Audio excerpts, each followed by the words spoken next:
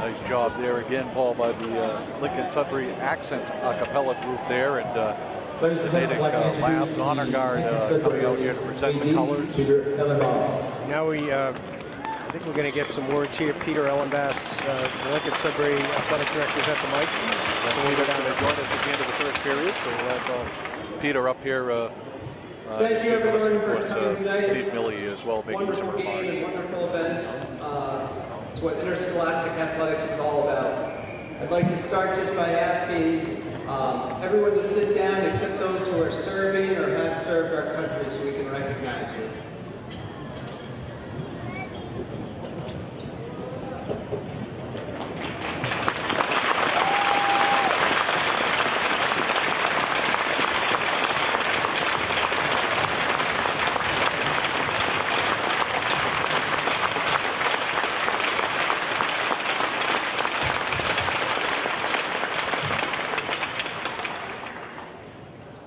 When I was in college, we spent every spring evening, a group of us playing with the ball. And the home plate of the game was the World War I memorial.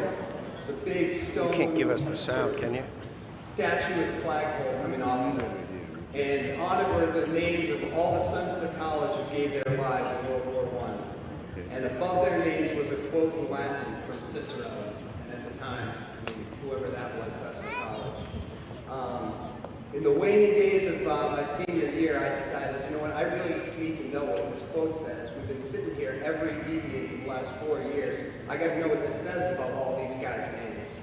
And a friend of mine, Tom, was a classics major, and he said, you know, I can't really translate it perfectly and do justice to it, but it basically says a short life is long enough to live well and honorably. At that time, I didn't understand those words really. When Scott lost his life tragically a few years ago, those words returned like a thunderbolt right to the heart. Unfortunately for me and many of us, those words really mean something. In 23 years, Scott gave us enthusiasm, joy, and service. He lived well and honorably.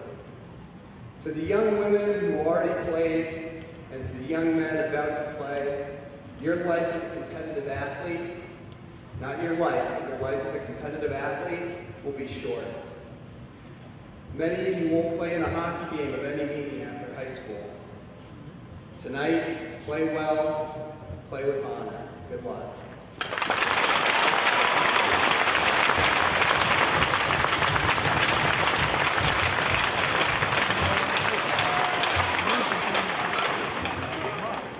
Just want to quickly introduce the bravest man I know, and probably the best dad there could ever be, Mr. Steve Milley.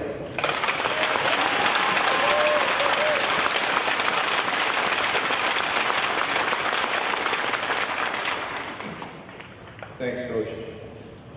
Thank you so much for being here.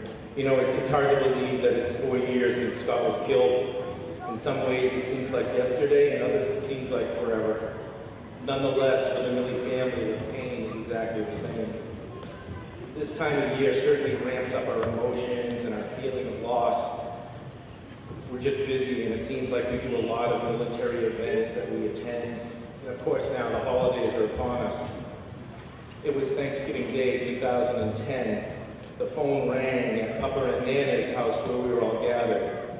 It's Scott, someone yells. He's on a satellite phone from Afghanistan. Everyone rushes to get their 2 cents in. I get the phone last, and I run outside because I can't hear. It was great to hear his voice. His concern, though, was this. It was for all of us, and he asked how we were doing. It was quick. Everything Scott did was quick. My last words to him were, Scott, keep your head down, take care of your men, and get home so we can dance. Scott's last words to me, okay, love you, click. The next correspondence is the United States Army knocking at the door, notifying us Scott has been killed, and that has tipped our lives upside down. So now, on November 30th, the anniversary date of his death, it has become a heightened day of remembrance and contemplation. Scott's closest friends and family just happen to be in the neighborhood and drop by. And they just sit, and we eat, we hang out. And some of Scott's stories will inevitably come up. But most importantly, I think it's just a time that we set aside to miss Scott together, to remember his life and his sacrifices. My daughter was a nanny to a 1-year-old when Scott was killed. That child is now 5 years old. She came to visit the other day with Ashley. Ashley went into Scott's room. She followed along. She looked at all the awards. She saw all the pictures. And she looked up at Ashley and said, "This is Scott's room." Ashley said, "Yes, it is." The child said, "Oh, this is the missing place." Ashley said, "What do you mean?" The child said, "This is where you go when you miss him." Out of the mouth of babes is wisdom. The foundation set up in Scott's name has already given away about $80,000 by way of scholarships, military organization support, or real grassroots effort kind of way. A couple of these I'll read. We were at a Fallen Heroes event just the other night. A girl walked up to me and said, "Hello, Mr. Milley." I said, "Please call me Steve, but I don't know who you are." She said, "I'm so-and-so," and I instantly knew who she was. Her husband was killed, and Scott's foundation paid her travel expenses to be at her husband's memorial service at Fort Bragg. No red tape, no questions. Go to the airport and go. She was so grateful, otherwise she would not have the means to attend. The Noyes Elementary School in Sudbury has named a puppy Scooter. That was Scott's nickname. He is now in training and one day will be an assistance dog that will be given to a veteran in need at no cost. What these dogs do is amazing, and it is expensive. Scott's Foundation helps pay for this training. The foundation is also coming alongside Operation Smiles, which is distributing toys and gifts this Christmas to military kids and grandkids in the Brockton Fall River area.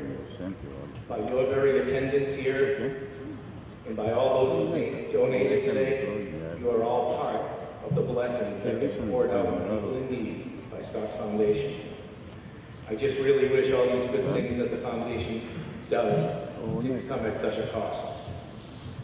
I'll tell you one thing for sure, that Scott will be loving this rivalry. This is exactly what a high school rivalry should be. A build-up of anticipation, high level of play, and a respectful handshake at the end, and then we wait till next year. Scott always thrived on when the competition increased. Just like he did in hockey, he also rose to the occasion at Ranger School, being selected by his peers as being one of the best. And on the battlefield where Scott's men would trust him with their very lives. They would follow him anywhere, they told me that. Little did they know, just like in hockey, just like in Ranger School, and then on the battlefield, Scott put others ahead of himself. He put their very safety above that of his own. And that selfless act saved him and cost him his very life. Scott's life was cut short, fighting for our way of life. There are people out there that want to take it away. Don't forget, the war on terrorism and the American way of life continues today. Our country needs more patriots. Our country needs more warriors.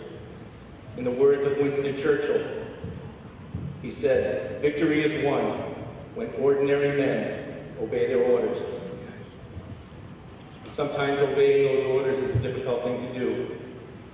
The men that do this successfully aren't just a warrior or just a patriot. Somehow they're both. When you add them together, you end up with the word hero. First Lieutenant Scott Milley was one of those men.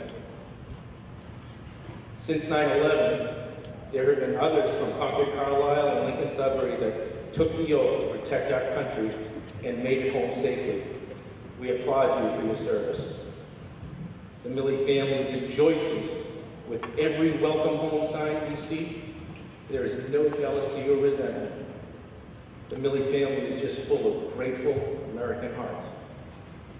for tonight, I thank you so much for coming tonight and supporting Scott's Foundation.